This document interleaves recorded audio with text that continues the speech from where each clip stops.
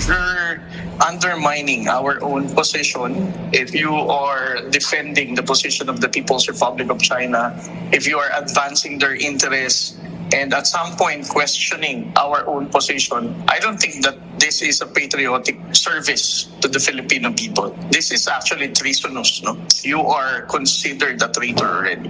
Tinawag na traidor sa bayan ni Commodore J. Tariela ang mga Pilipinong binabaliwala ang posisyon ng Pilipinas sa West Philippine Sea at sa halip ay ipinagtatanggol pa ang naratibo ng China. Aniya, kung ang isang opisyal ay pinapahina ang posisyon ng bansa, ipinagtatanggol ang posisyon ng People's Republic of China o itinataguyod ang kanilang interes habang kinukwestiyon ang sariling posisyon ng Pilipinas, ito ay hindi itinuturing na paglilingkod sa sambayan ng Pilipino. Ginawa nito ang pahayag kaugnay ng bangayan ng mga mambabatas sa mababa at mataas na kapulungan ng Kongreso kaugnay ng issue ng coordinates o sakop talaga ng Pilipinas sa West Philippine Sea.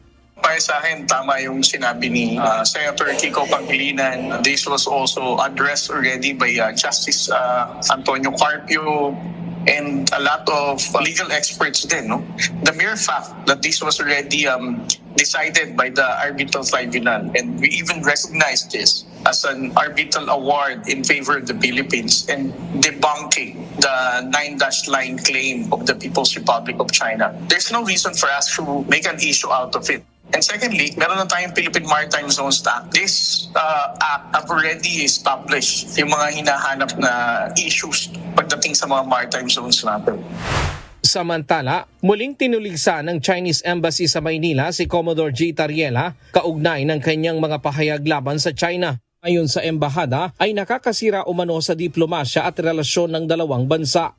Sa isang pahayag, sinabi ni Deputy Spokesperson Go Wei na hindi mareresolba ang alitan kung patuloy umanong sisirain ng China. Lalo lamang umano itong magpapalala sa tensyon at makakasira sa relasyon ng dalawang bansa. Batay umano sa public records, nakapagtala si Tariela ng hindi bababa sa 175 Facebook post noong 2025 na naglalaman umano ng mali, mapanlinlang at mapanulsol na mga pahayag laban sa China. Pero ang tugon ni Commodore J. Tariela, isang video ng ilang mga panghaharas at pambubuli ng mga Chinese vessel sa mga sasakyang pangdagat ng Pilipinas at mga Pilipinong mangingisda sa West Philippine Sea, na may caption na, "No need for explanations, only truth. No fabrications, just authentic document and no exaggeration. #mayresibo." So I have once again uploaded the compiled videos, no, highlighting the dangerous maneuver, the intentional ramming, the use of water cannon, massive illegal reclamation, and the deployment of the Chinese maritime militia. All of these incidents that we publicized for over the years, we have photos and videos to support that position.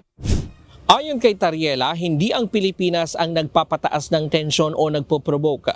Anya, siya'y tumutugon lamang sa mga fake news at maling naratibo ng China. Dagdag pa niya, hindi siya titigil sa pagsagot sa mga maling impormasyon at peking kwentong ipinapakalat ng China. Ryan Lacanlale, UNTV News and Rescue. Diyos ang aming sandigan, serbisyo publiko ang aming pinahahalagahan.